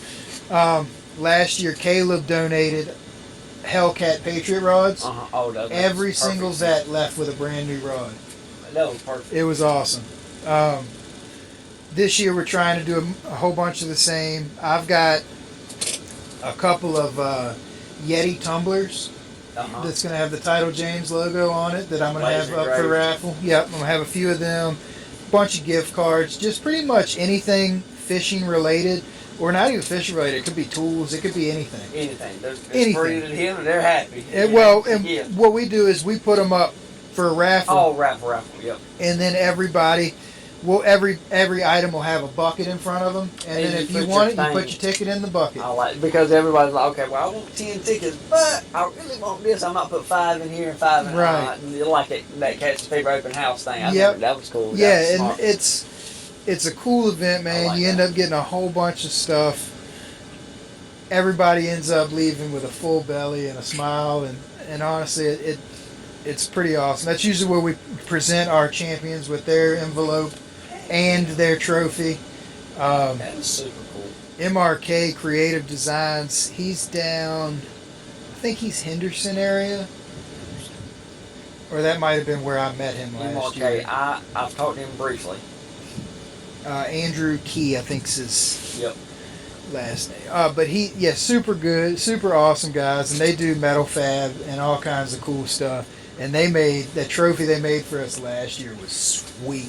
It was a base, and then it had the entire Benjamin Harrison Bridge Man, for the cool. man. It was sweet. So hopefully he works some more magic this year and comes up with something else like that. No, that is super cool. And then Real well with all of Kenny Bennett's 5,000 flags. I don't know. You're talking to the man in the lead right now. Yeah. The team. Yep. So I will not be here the next event, and I may not be here the next 2 events. I've unfortunately got 2 weddings back to back. One of them I'm in, and then the other one is I've never wanted to be in a funeral before. bro, yes, Just show up dressing all black. bro. So What kind of psycho gets married during catfish season? that's what I'm saying. So like, anyway, so I don't know, but Caleb can still take Yep. a dynasty and Yep, roll. and come on up here and fish for 4 reel. So he's gonna be the captain this time. I'm gonna say if you practice it, 'cause I ain't gonna be here. Take Well, your and buddy and that's- you roll with it. So last year we did it by the angler, and that was way more work on my It end. is. You know, having It to keep is. track of everybody's individual points and stuff. This year it's by the team name, but it's for stuff like that. There was one event that I was in New York for at work, And there's nothing. Yeah. and I couldn't be here, but Rick was here with the boat. Now, he didn't get us any points, but he fished. He tried. Oh, he definitely gave it a great tried. effort. No, I know he tried because Yeah. I looked at the weights of everybody else that week. It was not good. Yeah. Like everybody struggled that day, and I get it. He said it was windy as crap. It was in between fronts. Like it was nothing good about fishing it. But I know I had spent like multiple hours the week before to make sure the boat was up and ready for him to go fishing because I was in New York. I was like, I'm not dealing with it. What do you think tomorrow will be pretty daggone good fishing? Don't you think? It should. A I little thought choppy today. I and thought windy. today was going to be good fishing too. and It still can be. Chungus is here. Oh, there he's sitting down. Yep. Little tap tap. And we got a 4-pounder on it. He just can't do nothing with that 16. Yeah, he's stuck. He's like running. He's like, oh. Yeah. You want it really? Yeah, we probably should. Just, I hate to leave this spot because that's the worst. That is the worst part. Did you want to about, anchor up somewhere else over there? Or you think that it's here? once I get on plane, I don't want to come Just go off. ahead and come on. Yeah, because it's a foot or two through there. I've seen. And it's probably lower now than when we came in. So let's take a break. We'll get moved and repositioned, and we'll check right back in with y'all here in just a few. All right. So Set up again. we made everything's on. We made a little run further upriver.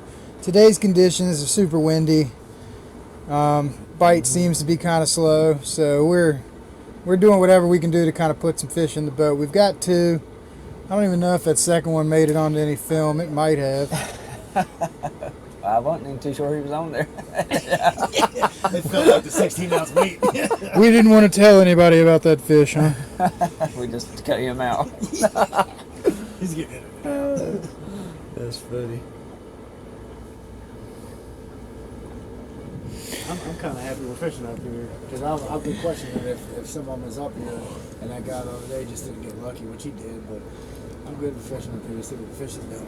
Yeah. It's always worth a try. The fish are always the thing about the fish upriver. They're always upriver. They're not migrating and doing as much roaming as the fish we normally target. So Tyler, tell us about for real fishing. Like, what was your motivation to start it? Kind of the process. I don't want you to give all your secrets away to where somebody else can go start an apparel company tomorrow. But actually, see, I'm quite opposite. Three reel fishing. I got 4.25. I got a buddy of mine, Derek Wilson. He'll catch a big one and send me a message. He says got him on the 5 reel fishing rig. It's so funny. Derek's a funny guy. He actually came up on the last podcast we filmed. Yeah. Yep. Bobby was telling me, because Bobby fished with Derek last Title James tournament, and Bobby was telling me apparently at one point in time I gave Derek bait. He was like, yeah, Derek was like, he's always liked you because you didn't know him from Adam. You walked up to him one day and said, hey, you need some bait, and gave him some bait. Yeah. I said, well, that's, I don't remember the particular situation, but that's what we do. Like we help somebody out when we can. We make sure, and this is kind of a jerk mindset. If you'll learn I'm a jerk. But my mindset is I'd rather beat you with bait. With the bait I give you. So you can't have an excuse. Right, you don't have an excuse. Oh, I couldn't find any bait. No, I handed you the bait. Then if they beat you, well, I gave you the bait, so you're welcome. You never lose it. You never lose it. No, that's, hey, doing a good thing, you never lose, right? That's exactly right.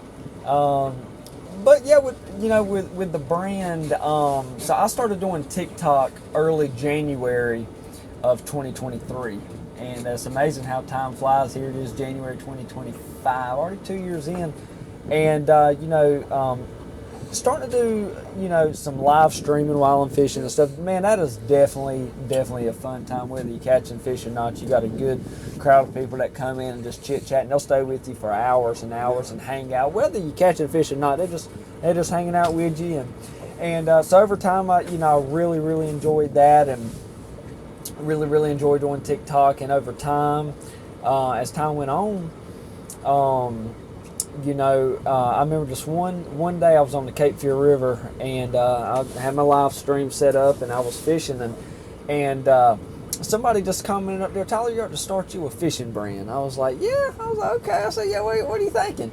And you ought to call it For Real Fishing. And I was like, I said, why? I said, well, why is that? They said, because you say for real a lot. And I said, yeah. For real? And I was like, I do. And then so it was kind of a community. Just so then everybody starts commenting, yeah, let's do it. And I was like, well, how would you spell it? Like FORREEL? And they were like, yeah. So we all built it kind of together. Really, this was nothing that I had intentions on. It just kind of happened. So organic seems to be the way. It is. If it naturally shows up and it forms, that's what you should be doing. That's right. Don't try to force anything but so much. At the end of the day, whatever's meant to be, and if you're passionate about something, you'll find out that it'll grow organically and naturally. And so with that being said, I made a Shopify page. Very basic, something I did, and I'm not, man, it was not the best. But, so talking to the people, I said, well, what would we have? And I was like, apparel, like, you want hats, shirt? I was like, what? So we started off with like 6 hats. And that was it. That was all there was on the way, and maybe some decals. And so as from January to April 1, 2023 was our launch date. Okay. So I remember it very, very well. That was on a Saturday. And we had told it, we'd hyped it up for like a month or so, and we finally launched on April 1. Well, it was like at 7 p.m. we're going to launch, or 7 a.m. we're going to launch. So I got up at 6 a.m. and waited, and then I had to, turn the website active or whatever. And I was like, man, because it was a lot of effort, a lot of time, a lot of money getting hats made, getting stuff. You had to, because talking to everybody, I let them know that if we do this, we're gonna do it. You know what I mean? I ain't just gonna, yeah. So we're gonna go all the way out with it. So, Sorry. no, you're good.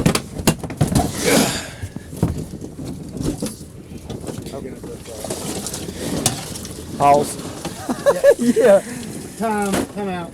Yeah, we're making some adjustments. The boat's not sitting right, and I can't listen to a story And watch the rods not do what they're supposed to do. Dang, why do I got so much agua in here? I was wondering that earlier. Wow, there's a lot of water in All the big fish done clogged up the drain. I clocked it up. They're fish poo. That is not a step.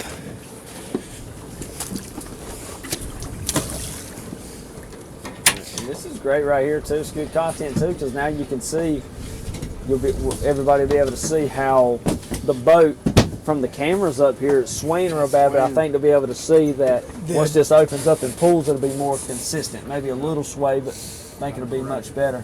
Fingers crossed. All right, so it was a Saturday. The end. That was it. That was it. No, it was ass and hats. We're good.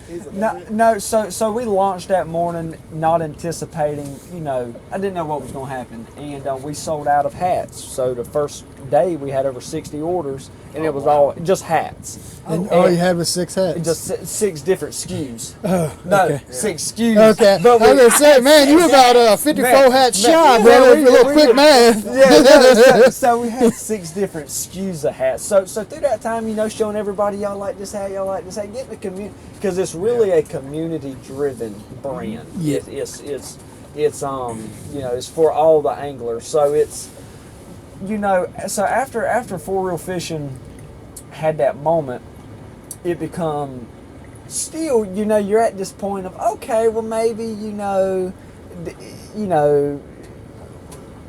maybe that was it, or maybe it'll be continuous. Well, started making more hats, started making more apparel, and the sales kept coming. The people kept liking the gear. We started getting people sending them posts, loving our Four Reel Fishing gear, our products, our stuff, and it's kind of developed in just a year's time to fast forward to like the Catfish conference, right? So we're nervous. We've got a team at this point. We've got 6 or 7 affiliates, and we're setting up at CatCon, and nervous as all get. I mean, you're like, okay, we're like a new brand coming here. You want to do good. It's a lot. You're in Kentucky.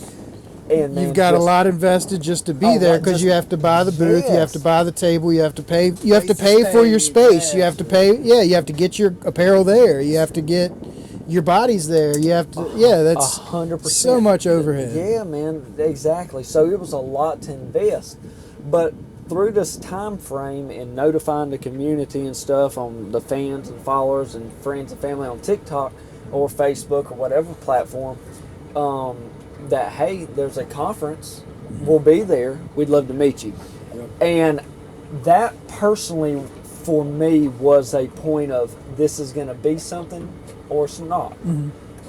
And man, the amount of people that we met that watch and follow, and that are, you turn the camera on and they're there every day, meeting these people in real life and just taking pictures, and just so many hundreds and hundreds and hundreds of people constantly just all around the booth. It was exhausting just to see, but it was so exciting. Like, man, this is something, it's for real. You're like, wow, this is for real. real. Because we could have set up a booth and just it'd have been a ghost town. But the amount of people that's come in, well, now let's go from there. That told myself, okay, this is something serious. I'm never backing down. This is going to only go up from here. Yeah, now you For sure. I know. downshift and get into it. Yep. So now, man, we have shipped to 43 states. Awesome. We've shipped to 43 states. I'll run out to Alaska and order something. Yeah, we're going. Yeah, there we go. Alaska and Hawaii. Let's go. So it's kind of sometimes it's just hard to soak it in that this is here and it's here to stay. Where it started with 6 hats, now it's a brand that everybody's become to love, and it's about our main goal is to educate people about the sport of not just catfishing. That's why it's for real fishing, but the sport of fishing in general, getting people out into the public, taking people fishing potentially here soon. And that was a big part of the captain's license, taking people on TikTok fishing that's being watched, stuff like that. So that was just a huge thing for me, and just watching it grow and so many people wearing the brand, promoting pictures every day. We're getting tagged in so many things. We're posting videos. It has just turned into something that I never seen coming. So it has really starstruck me. Like it's crazy, man. Just the amount of support. One thing I've learned is, if you're passionate, and it can be for anybody. If whoever's watching, if there's a brand, if there's an idea that you have, whoever it is, it can be your own clothing brand. If you want to start a clothing brand, please, I'd love to help you. I want everybody to do good and everybody to succeed. For me, I just want everybody happy. We're here for a short time, right? Yep. And there's no point in just having any kind of negative or animosity towards other people. Just come fish, hang out. Let's try to bring this thing together. So that's what we built the brand on. And when you do that, and you build a team, we have 20 amazing affiliates that go out when they fish. They wear a brand. They're nice. They're positive. They help people. And when you surround your brand around that kind of energy, it becomes contagious. Mm-hmm. And people start to come in and they see the brand everywhere. They see it, they want it, they start, well, let me just see what it is. And then they come to find out, man, whoa, good ears. I didn't know what was going on. I thought you were going for a ride. I was like, yo, which one is it? I have lost one of these before. That was good ears now. I heard something, but I was in the moment. The net almost blew off the roof into the river. And I've lost enough of these $150 nets to know what that sounds like. Got to be careful. It is a sick feeling watching it sink to the bottom of the river, and you can't do anything about it. It is. It sure is. But yeah, man, it's. I'm just very excited to see how the future's going. What's in store for 2025? I've got some incredible ideas in my head for the season, for growth of the brand, for more expansion, to get more people involved at a different level. We've just revamped our website. We've got some cool things coming. We've got some for-real fishing products into some retail stores now. It's really growing at a steady pace. But with that, it's become a business. Mm-hmm. Yes. Okay, and let's be real. When you run a business, it's no longer your thing on TikTok. It is, you've got a team of people that are depending on you to do and make the right decisions and to not say the wrong things on social media. So I also have, within that, you have a lot of pressure.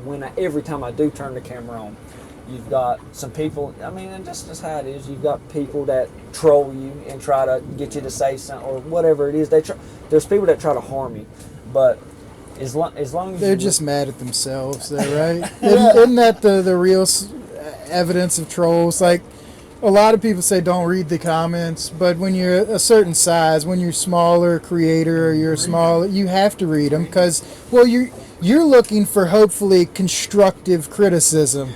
Not that, not the one guy that hates your guts, and the only reason you see him is because he hates your guts and wants you to know. You suck. Yeah, and cool, I do, but Well, one thing I have trained myself, big time, is to not acknowledge any of it. Anything negative, I used to get kind of under my skin a little bit. Somebody say something, bro, you're just wasting breath. You're wasting whatever. It doesn't matter. We're not going to acknowledge you. You'll just be. Yep. You by yourself, bro. And that's unfortunate because it don't have to be that way. Oh yeah. But man, we're just we're just built on growing a positive fishing community. And long term, you know, people ask me all the time, "Tell what's the long term for 4-wheel fishing?" We're taking it day by day. Make it tomorrow. That's long term. tomorrow. Make it to tomorrow. You know what I mean? We take it day by day. So, sorry, camera just died on us. We had to fix that. We were getting a bite on number 3. The camera died, and we're back. One of the things I have that kind of drew me to you and your personality is your positivity and the way you handle yourself in public and on social media. And you and Caleb Page and a lot of people have that sense about them. To honestly, when I spend time with people like y'all, I feel regenerated. I feel like there is hope in the world and things are going to improve. Like, you know what I mean? Like, it's Positive attitude. positive attitude, positive environment. Yeah, it's very refreshing, and it definitely, I thrive off of hanging out with positive people, because it definitely, it's so easy this day and age to be negative about everything and to be, oh, this is tough, this is terrible, I can't afford gas, I can't afford this part for the boat, or whatever, man. Everybody has a laundry list of problems and issues. 100%. And if you harp on them, you're gonna be upset by them.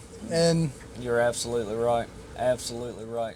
One of the best things that's helped me is to make sure that you take anything that's negative in your life and do away with it. Whether it's on social media, if there's just one guy that's getting under your skin on the internet, just block them. Try not to engage in anything that's negative, and you'll find that when you get up into every morning, there's nothing on your mind that's eating at you. There's nothing at you. So you just, it kind of refreshes yourself as well. So it's, you know, man, it's tough, man. It's tough to, you know.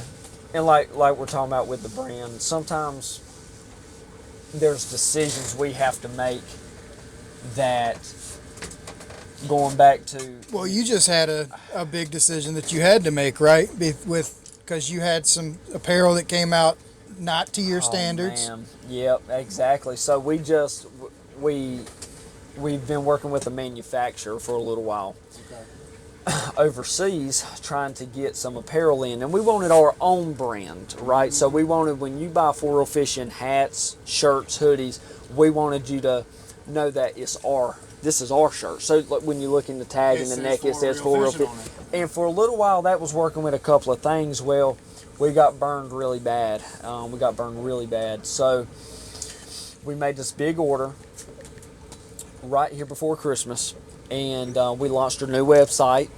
We launched our new products. We got our images up. Everything was looking great. People were making orders. We were going live. Website does look good. Well, thank you. Website does look good. Well, I appreciate that. You know, so we put a lot of energy into the new products, right? So did the whole team. Well, what ended up happening is I started getting a few messages. Started getting a few emails. Hey, Tyler, I ordered this size shirt, but it fits like it's painted on. Mm-hmm. So what has happened is I was like, well, you know, maybe that's a coincidence or something. You know what I mean? Well, I started getting 10 messages, 20 messages. They're smaller than size. 30 messages.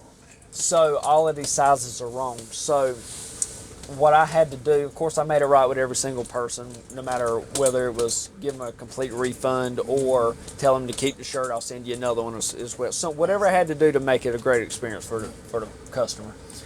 And I'm gonna tell you, what I ended up having to do was go on live stream and talk to everybody and admit and just, it is what it is. This is what's happened. And man, here was the cool thing about it. So with that being said, we had a sale, and the stuff is wrong. We need to sell it. Everybody knows that. So we go publicly live. We start talking to everybody. And as soon as we started talking about it and admitting our mistake, this is what happened, it is what it is, and this is what we're going to do about it, the sales just started pouring in. People were just buying. Yeah, honesty. That's what people respond to. They don't care if you've made a mistake, and that's a lot of the issues that we've kind of been talking about most of the day. You can do dumb things and recover from it. You sure can. But you can't do dumb things and then continue to ignore the fact that you're doing dumb things. Correct. And think that it's just going to blow over, because it's not. It's going to fester, and it's going to turn into something that's not good. Exactly. And you know, when somebody buys a product from us, no matter what it is, or even if they get a product for free, if it's a giveaway, whatever the case may be, when a person spends their money with our brand, we want to make sure that they love their product. And with Turn it up a little. So, you know, we just want everybody to be excited when they get a package, they open it, and they wear it, they enjoy the product. Because if you start selling junk products, well, guess what? They might, hey Tyler, I might like you, but we're not going to support you no more. Yeah. So, and that's not what, that's not what we want for sure. So Absolutely it's definitely a learning experience. Like I said, this has grown into 6 hats and a small office and a spare bedroom to a storefront with embroidery machines, computers, part-time employees, full-time social media, posting every day. It's a lot. And with that growth, you get to these obstacles to where you feel like you're right here and you can't go up, and you've got to think, you've got to look, you've got to really focus on with what resources you have and what team members you have, how can you break through that little hump and keep going back up. So we've been very blessed, and we've got a super powerful team full of just so much energy and people that are willing to help at any expense to make 4-wheel fishing become something that's hopefully one day nationwide. So we'll see how it goes. It's a fun journey, and with the community that we have, I think it's going to be something big one day. Well, you're definitely surrounding yourself with the right energy and the right people, it seems. So I love everything I've ever got that's got 4Reel's name on it, and I didn't buy it, but I actually I want it on like a online thing, the dry bag. Yeah. Oh my goodness, the original dry bag. I love that thing. I keep all of our tournament stuff in it. You'll see one at every tournament, because that's got all of. I shouldn't say this out loud. That's got all the important stuff in it. So It's got all the money, guys. if anybody wants to test their lead poisoning, Yeah, that's right. touch that bag. But yeah, that bag is awesome. And then, was it David did the test of it where he tied it up and then tied it to his anchor and threw it in the water? He had a roll of toilet paper, put it in the dry bag, and sunk it 40 foot deep, and did it all on video and stuff, and pulled it right out. Toilet paper was good, and that's another thing. As 4-wheel fishing advances, we hope to be more than just apparel. We have dry bags, we have pliers, our bait nets. Our bait nets have been a really successful thing for us. Need a little deeper for. Down the way. Yes. Down the way. I got one of your bait nets. I was one of the first. I saw that. I had to have that. All right, so I'm going to show y'all something.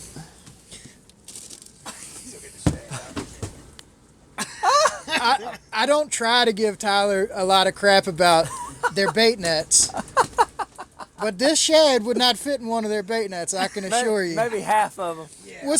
Well, see, that were really for minnows, right? You just didn't know how to use them. You know what I'm saying?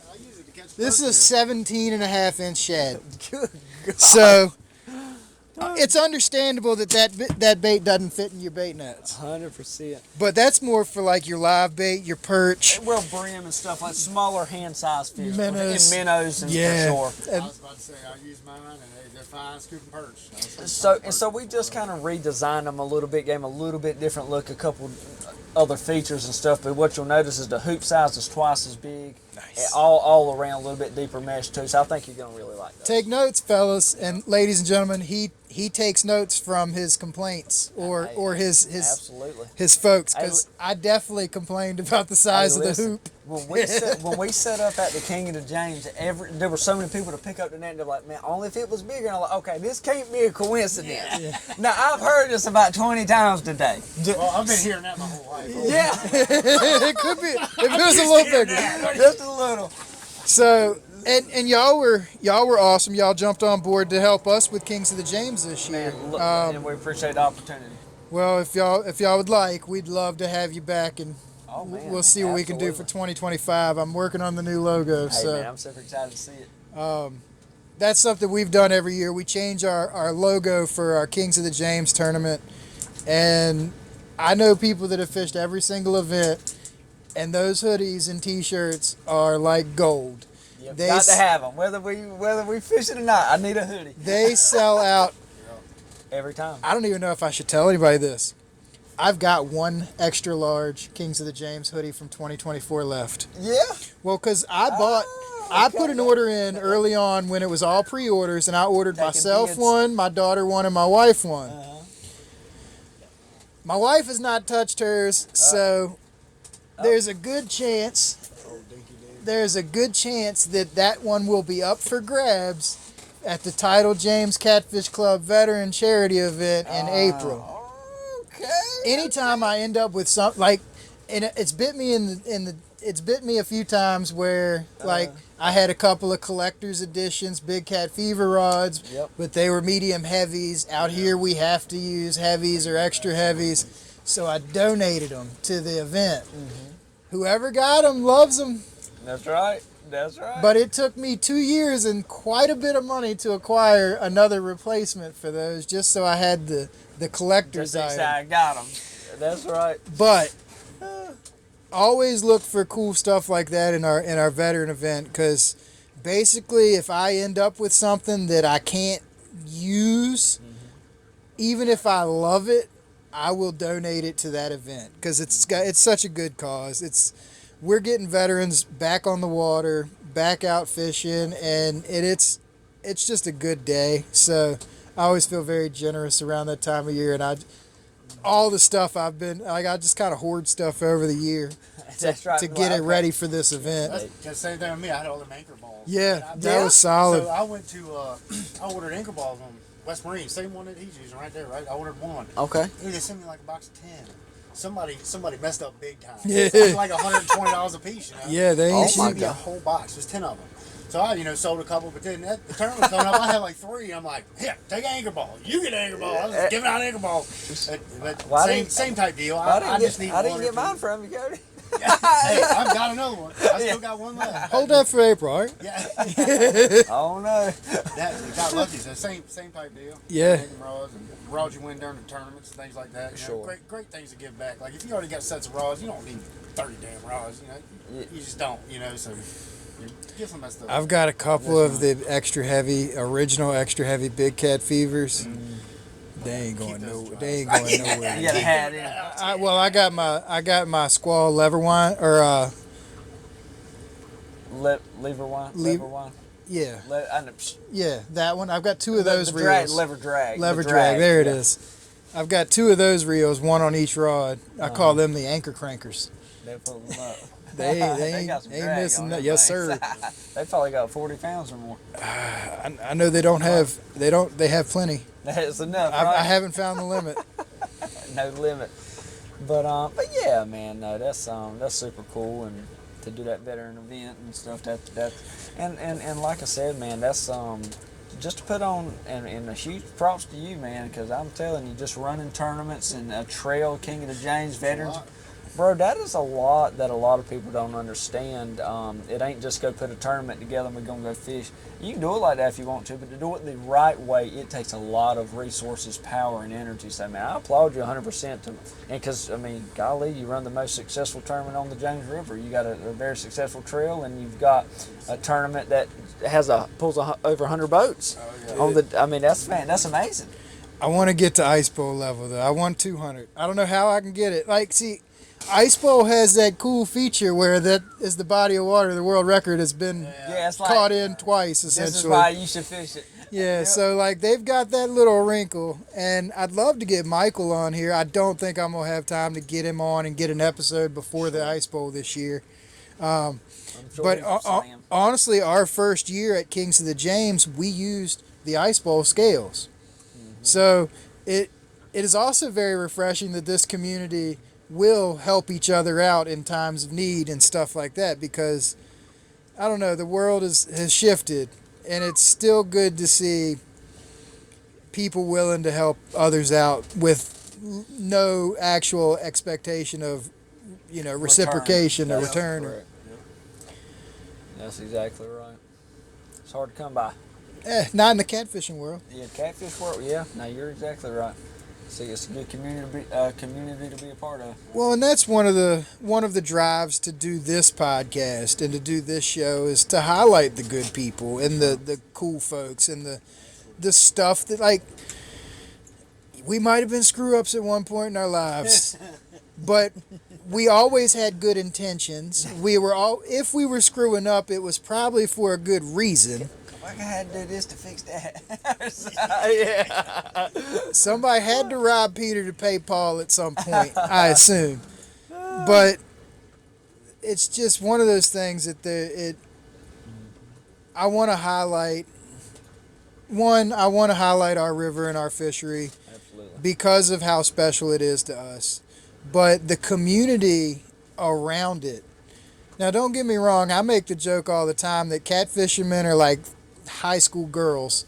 They're going to argue and complain and cry about everything. But when it comes down to it, they'll also be the ones to pull their shirt off and give it to you, or to make sure you got bait, or to drag you back to the ramp when your boat failed.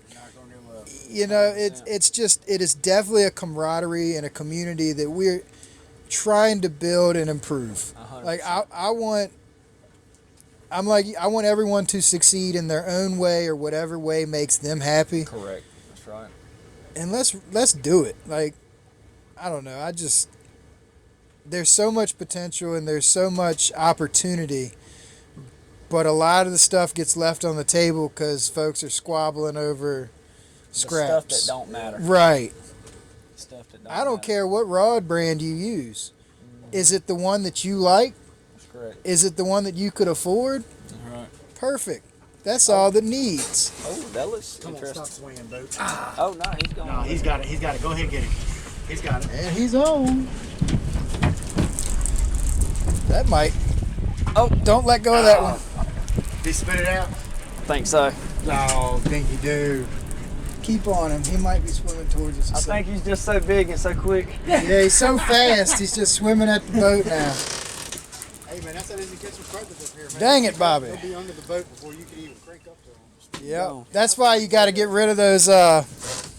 You can't have them Akuma Classics out here, because you'll never catch up with a fish that swims at the boat with one of them. If you notice too. Dang, I thought he had that. Yeah, he did for a It second. looked like I would have cranked down one too. It looked like he had it. So if you look, let me show you, and let me show the folks. So the first thing I do when I get a new reel is I remove, the reel is normally threaded through this square hole, and I'll take it and loosen it, take it all the way off, and move it to the exterior handle hole. And that just gives you a little bit more crank, Little crank per a little more Yep. leverage. No, that's super smart. And it's, Good tip. oh man, I love it. It just, you feel like you get around on them so much faster, That's right. and you catch up with the fish. And if you get a big, powerful fish and it feels the hook and it turns and swims at you, if you're not bringing in all that line faster than he can swim, you're not catching him. Yeah, no, 100%. That's the thing up here, like that's great for like striper up here too, man. Because we catch striper, they're so fast, man. You'll hook them and they literally will be at the side of the boat 3 times faster than a catfish. We're probably not going to sit here much longer either. We can, We can literally bump around that corner. honestly, I'm thinking of making a little bit bigger run. Get to the other side of the tide. I'm gonna check the, see, number 8 is tangled with number 5 there.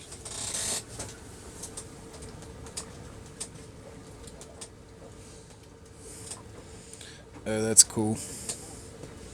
What, take down? I did get the takedown. That's the thing I loved about TikTok Live, man. I got so many takedowns that, you know. On shot- TikTok, yeah, to TikTok, record 'cause you you're too. rolling live anyways. Yeah, man. No, TikTok, man, I encourage that for anybody, bro. Oh. All right, let's we're gonna reel up and reposition. Hopefully, get on. I got one more spot. Okay. I'm gonna check the tides. I'm gonna cut the film, check the tides, and then we're gonna move. Okay. We got at least one more spot in us. Yeah. Well, the camera might do it for us. No, don't do that. Bloop, Dan. Game over. All right. Let's see. All right. Let's see. Let me get this together. Yeah. See So you later. Later, guys. we're out. Later. Thank y'all so much for tuning in. Please be sure to like, subscribe, share, follow, all the good stuff. Check out For Real Fishing on Facebook, YouTube, TikTok, all the socials. Check us out. We'll be out again tomorrow for the Title James Catfish Club, the first tournament in January, first one of 2025. That's awesome, man. I had a fantastic time, Trey and Cody. I appreciate both of y'all for having me out here. So, Thank man, you for appreciate coming, y'all. man, I've had a for real. blast, Cody. Absolutely. Here you go, man. Appreciate Good you time, guys. good And, time. Yep. and thank you guys for watching, man. This has been a blast. Awesome. Well, thank y'all for coming. Thank you for everything. Catch the fever, ladies and gents.